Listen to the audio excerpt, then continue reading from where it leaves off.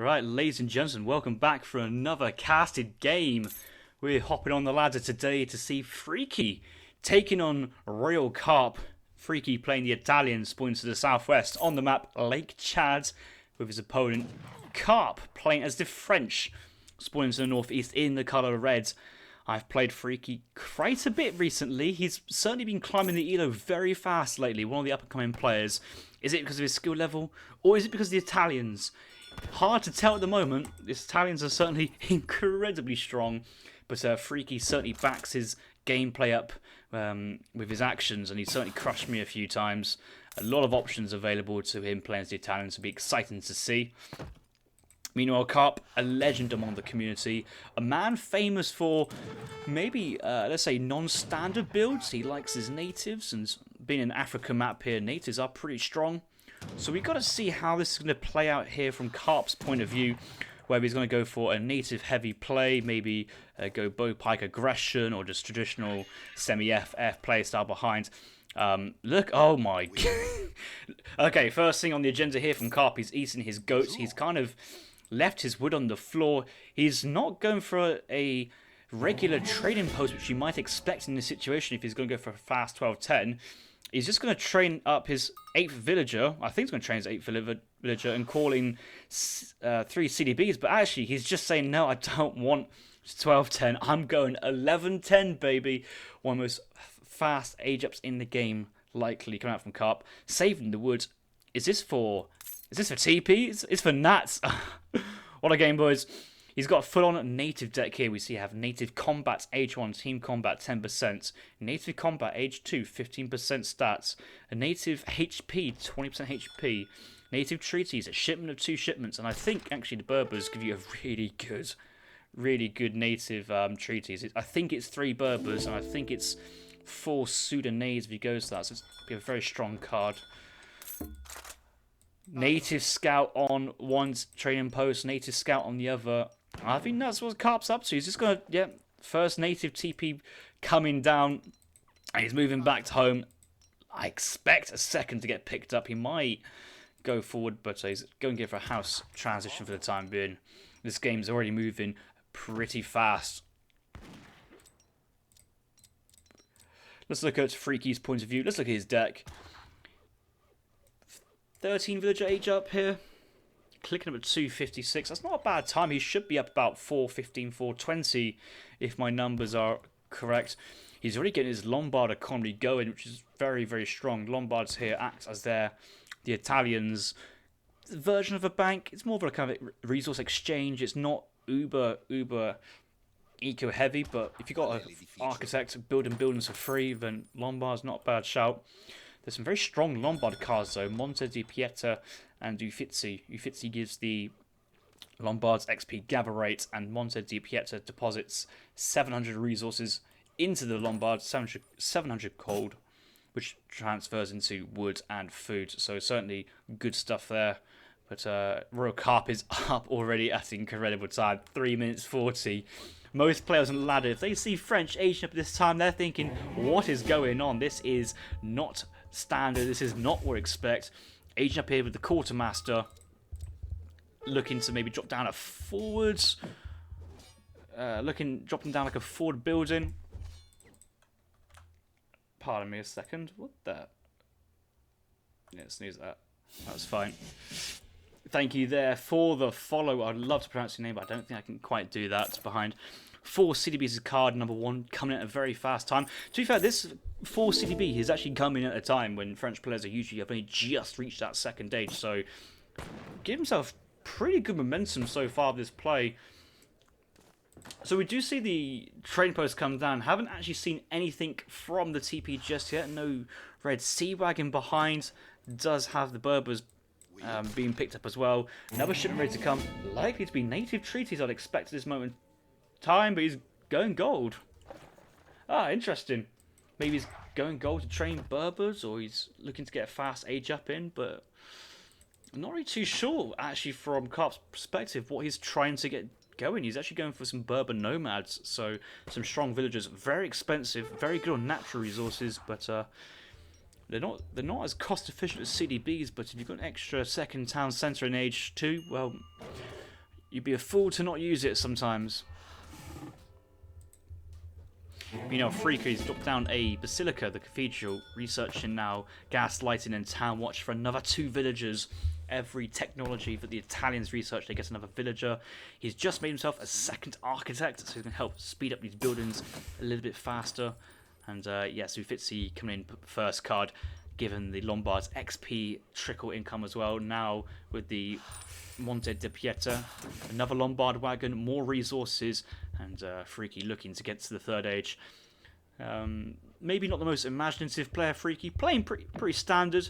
I think he wants to get to the third age, and then his access to Falconet play, Albanian company play as well. I know he likes the Musketeer, and he pushed me recently with Shirvones as well, the anti-skirms. We have to take a look into how he wants to play his strategy out in the third age. Carp, meanwhile, he's not yet aging. He's nearly there. He's killing off all the remaining goats to try and get there. I think some of his Berber nomads who've been trained have slowed him down a little bit to the third age, so maybe he could have gone those Berber nomads in transition to 3. Resource age up is in. He's actually going to age up with the bishop. So no fast age here from Carp, which kind of makes sense, I guess. He's managed to go for 2 trading posts on the side, but I don't believe that's Red Sea Wagon, unless it's Red Sea Wagon. So yeah, he went for the Red Sea Wagon tier 1 for his 2 trading post wagons. So basically trading off 250 food, 150 gold into 400 wood worth of auto building trading posts, and that's going to give him the momentum. Third TP line comes up. Freaky, no response here to that. It's plenty his own game, and the game's progressing quite fast into the third age. The bishop for the French here should be a town centre wagon on the age up. Carp here going for a very, I'd say, economic focus, but he's only now just getting in his steel traps and placer mines. Usually French players like to get this very, very early in the game, around about that 4.5 minute, 5 minute mark, just after the age up. The market's down in transition, and most people are trying to trade for some resources. We do see spice trade being sent here by Carp. That's 20% gather rate and a bit of extra yield, 10% yield on the hunting here. There's a lot of animals, so he's actually going to get some decent returns on this.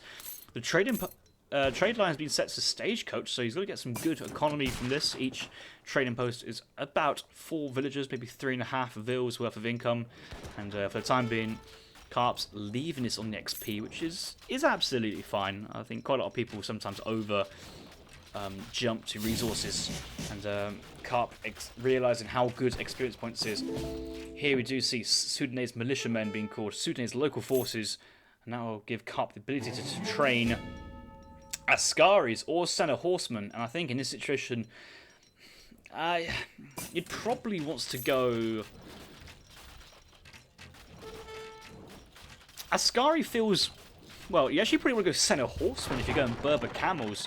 See, Berber Camels here are very good versus cavalry. They are anti-cav-cav. They're not great versus skirmishers. They have a melee resist instead of range resist. They very bad versus heavy infantry. Dragoons do massive damage versus them, but Berbers also do very well in combat with goons if they close up. But the Sudanese, or should I say Sennar Horsemen, can actually do pretty well. 1,000 gold being set in with 2,000 food built up suggests a jump to the 4th age. This deck, Carp's deck and Carp's playstyle has just thrown everybody off here. It's not what I was expecting to see, and this is either some genius ingenuity as the game goes, or we don't know. We'll have to find out.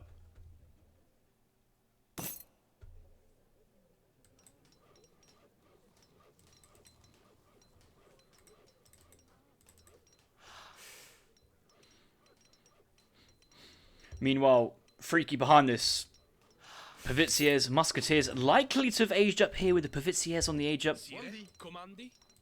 He's got 12 Pavitsiers. He has sent in the advanced politicians in transition to age 3, so that gives him about 50% more units on the age up thanks to that bonus, and it ages up fast as well, which is making good use. He's been training musketeers from the barracks. He's got 4 batches out, got veteran musketeers, training more musks as well. So the crossbow musks, good control. He's wrestling over the control of the trade line himself though, so he's trying to exert his map presence. Meanwhile, Carp is just sitting back. The 2 natives have kind of probably thrown Freaky off, expecting maybe a bit of aggression at this moment in time. But Carp is just minding his own business, getting to that next stage, and spamming those Berber Nomads. He's got 26 CDBs. He also does have 5 Berber Nomads out, and yes, these guys having some great economy. 1.54 food per second and 0.98 gold as well. So actually having them out, all 5 of them, really helping his economy.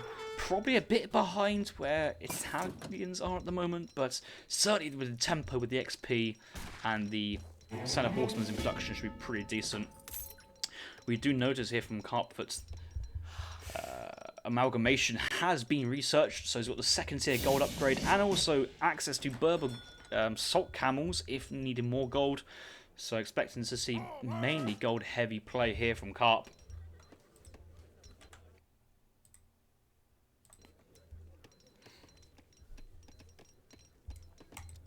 First shipment here is going to be heavy cannons. I think this is a smart move there from Carp. I know it's very tempting to go into factories, but you've already got a very strong economy based off 2 town centres as well.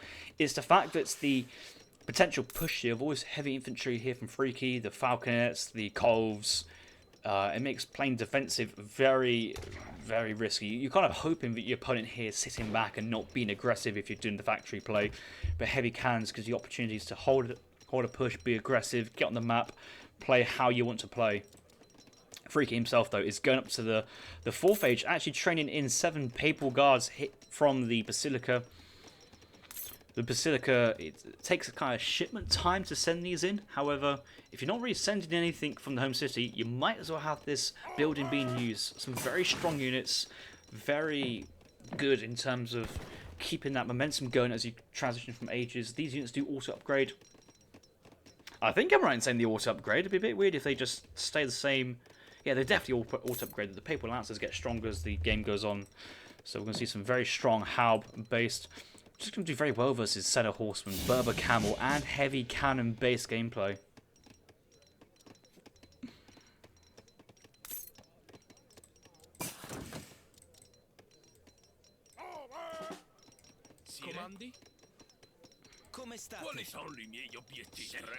Five Falcons here for Freaky. Expecting to see artillery infantry looking to go for the field guns. Maybe Royal Guards, Culverins here, the Spring Owls would be very nice. Papal Guards here, 300 HP, a decent speed of 4.4. They're essentially halberdiers. They're not much stronger than a halberdier, but they're certainly very tanky heavy infantry. Going to do very well with the veteran musketeers, the pivetiers, and wanting to absorb damage. They also have that deflection ability, as we remember, so any fighting, these Papal Guards will take a lot of damage being absorbed. Meanwhile, Carp here on the other side, looking to think about going forwards, train some Ascaris behind here, but he's essentially got pure heavy cavalry, a couple Berber camels, which unfortunately versus Freaky's army is countering nothing. There's nothing here the Berber camels can tuck into. The Ascaris will help provide some support. Heavy cannons will get a massive volley off here. First cannon's been unpacked here. What do you see? Just the one going down. That actually might be some of the deflection ability helping there, absorbing some of this cannon fire.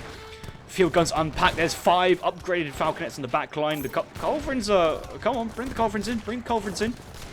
But the heavy cavalry here of the Sennars and the Berbers are jumping in on top of the field guns, but are taking heavy damage in behind. Culverins do unpack, working on the heavy cannons, and at least one heavy cannon goes down. That shouldn't be too bad. Gives Freaky options. Actually, good micro there, bringing the heavy cannon out of range, bugging the Culverins out there.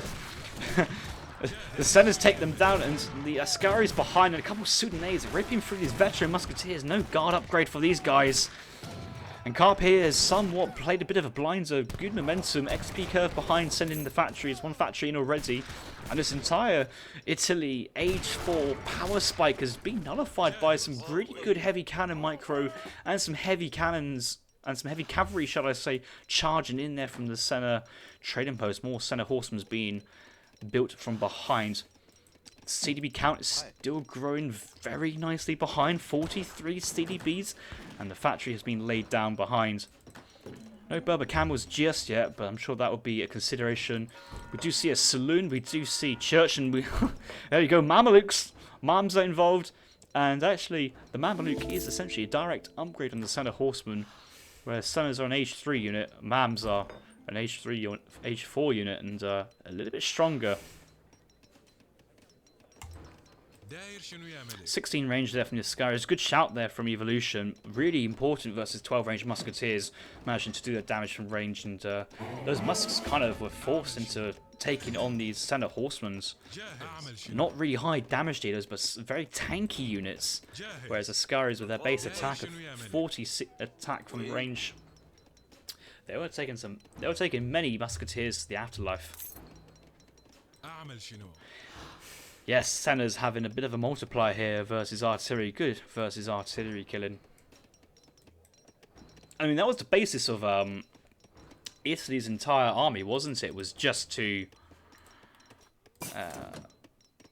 kind of guard the field guns. He even went for those papal guards. Remember those halberdier style units, protect them. Now that Freaky's got guard musks, you're thinking maybe he can be able to do this. Mamelukes come in, Sennars come in, more Berber camels. I actually would like it if it was some Sudanese dervish instead of the Berber camels, but I suppose he's thinking he's got this TP free while this TP is working on Sennar Horsemen. But Mameluke batch, 1813 HP. Is this on the all cavalry?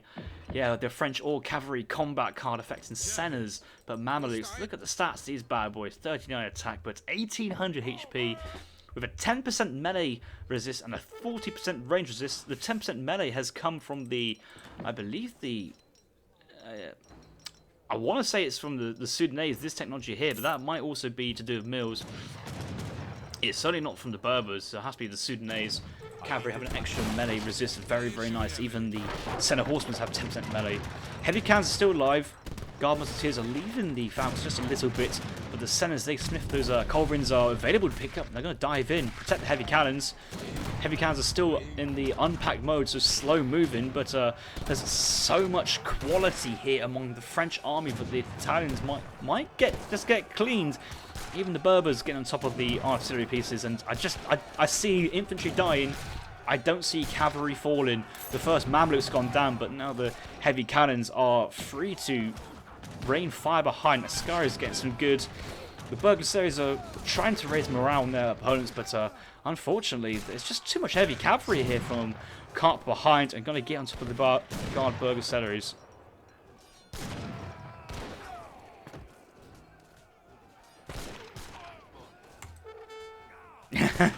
Rizzolo is saying that Carp must be Evolution's most favourite player to watch for all the native players. I think that's going to be true.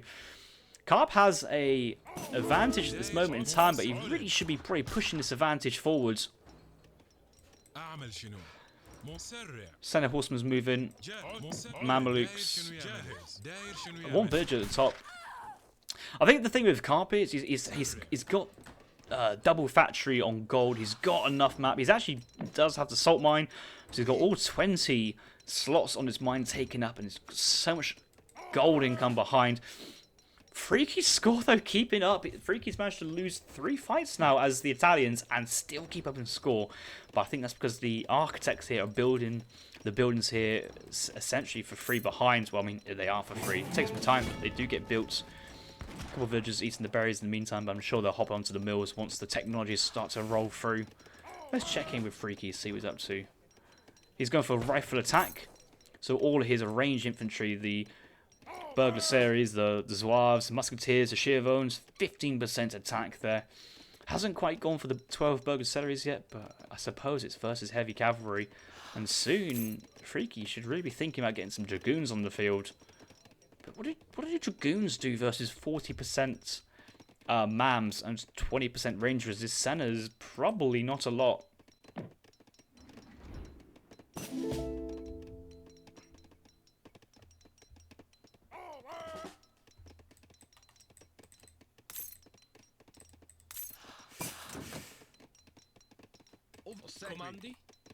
40 guard musketeers coming in. There's the burger series. 17 of them. 4 springolds here from Freaky. That was from the shipments. 4 culverins. He's already sent in 2 falcons, 2 culverins. He's now upgraded to Royal Guard. Bearing in mind, Carp's heavy cannons have been on the field since early into the Age 4 and haven't quite ran out yet. But big fights coming in behind. The musketeers charging again. Heavy cannons joining the line. Ascaris, Sudanese joining in, but it's the Barbary Corsairs charging on the springolds in the back line. Musketeers are being hammered, and actually it's the heavy cannons are just kind of cutting down the trees. I've never seen that before. Heavy cannons being used to clear forests in a very tactical manner, but can't put them back. It seems the culverins, and this is an utter dominant display here from Carp, cutting up Italy. Yeah, these are guard musketeers. They're strong units, but there's no real combat cards on them. It's just the rifle attack. We've got cav combat on the Sennars. We've got Corsairs with fast buckling speed, high melee resist, taking up the damage. And Carp now taking a scored lead in this game. I'm going to push his advantage forward. He kind of does need to charge in if he wants to take this. I mean by sitting back and just relaxing. Score now critically in favour of Carp. Evo saying Freaky has full advance. Arsenal techs in behind. I did see the paper cartridge being researched actually. And the fact that these guys also have... Yeah, just looked in the Milanese arsenal. He also has the flintlock upgrade as well. So guard musketeers are pretty decent. He has 90 plus HP, so it's more than... Yeah. There's the guard vet and the upgrade, but his attack 41 is pretty decent based on the upgrade and 2 arsenal techs as well, being pretty decent. 5 heavy cannons here from Carp. Carp just dominating with his gold income here from the salt mine. Obviously, once the salt mine runs up, train another 2 factories on gold as well. Musks are just basically joined to their death, and we do see 5 Red Sea wagons from the Sudanese tech as well. So this is like forward outposts, forward artillery, forward barracks as well. Maybe going for like a skirmish switch. And the Sennars, Mamelukes are doing so much work again. Looking onto Carp's point of view, he's gone for fur trade. So he's just going to spam out artillery and mercenaries. The guard musketeers are joining in behind at the moment, but this is really awkward here from Freaky. He's basically got no army behind. This is looking very tough. The heavy cannons are smashing behind as well. The heavy horse guns rolling forwards. There's no artillery to defend here from Carp. And the Sudanese are putting some big pressure. Champion Sudanese Dervish, massive multipliers. Freaky's army is getting utterly devastated here in the city. And this factory placement is pretty risky. He's asking for it. We do see skirm HP, native HP being thrown down behind. Carp slamming everything he has into this at the moment. I'm liking to see that artillery foundry being used. Yes, 4 or 5 heavy artillery pieces being trained behind. Culverins do come out though. More musketeers keep on getting trained here from Freaky. This is incredible play, defensive. Well, when I say defensive, he's been cleaned up 3 times in a row now, but the Italian economy is just coming back into the game. It is the Lombards, it is the free buildings, it's everybody in the mill economy behind. But look at the reinforcements. 9 heavy horse guns. Carp was training from double artillery foundry. He's got 9 heavy horse guns. Look at this. Look at the heavy horse gun. What a reinforcement batch, and the skirms now coming out to counter versus the musketeers very nicely. Got just about to overwhelm the culverins. Sudanese actually still up and close on the springers, going to get decent damage, but the springers doing some massive damage versus the heavy horse. There's only now 6 remaining. Oh, there's a bombard. There's a papal bombard there from Freaky, having to defend. And the GG has been called there. Freaky tapping out Carp, smashing in behind there with the 9 heavy horse gun reinforcements. Skirmishers coming up behind to go for a nice little tech switch there. Carp thinking that the heavy Mamelukes and Sennar Horsmen weren't quite cutting it at the end, so went for the Red Sea wagon, dropped down 4 racks and another artillery foundry, and going for a full tech switch into heavy horse guns and skirmishers to win, to close off that game. Wow. Wow, wow, wow. What an interesting play there from Carp coming from behind. Let's look at that post game. Villager population pretty good from both players. Interesting play here from Carp going for the very early age up, slowing down his villager progression just a little bit to get the age up in, but does catch back up with the earlier force UDB and the momentum, but an earlier age up does provide. Both players go to the fortress age behind and industrial shortly afterwards. Freaky had to train some units in the third age, not really knowing how Carp was going to play this. Carp going straight for the naked FI behind. Freaky pushes in with a massive army. This is the culverins, the falcons, the field guns, the heavy musketeers, guard musketeers. Well, they were veterans at the time. They weren't guard for this fight. Carp, though, with the heavy cannons, but mainly Mams, Sennar Horsmen, and a couple of Askaris and Dervishes cleaning up that fight very well and taking strong fights. This fight in the middle of the map, utter devastation there from Carp. He pushes into Freaky's base, and the trade eventually happens. The reinforcements keep being trained here from Freaky, managing to take off the edge of the army, but the sending in Red Sea Wagons and the fur trades to get 4,000 gold, trading 2,000 food for about 3,000 gold on top of the 1k stockpiled. Massive batch of 10 horse guns and a big batch of skirmishers coming up behind to close this one off. Resources, yeah, looking good there for Carp. I'm not too sure that the Lombard resources show in the graph, but having double town center production, Berber nomads, all the gold upgrades, and then fur trade at the end really helps that progression. Really impressive play by Carp, certainly showing his skill level as an 1800 ELO player, and I thoroughly enjoyed that game. And I hope you guys enjoyed that one. If you're watching both on Twitch and on YouTube, if you're watching on YouTube, make sure you hit that subscribe button. Starting to upload more and more content to the YouTube here, get myself back into the scene and varying the content up, and this was a very enjoyable one. So thank you very much for watching.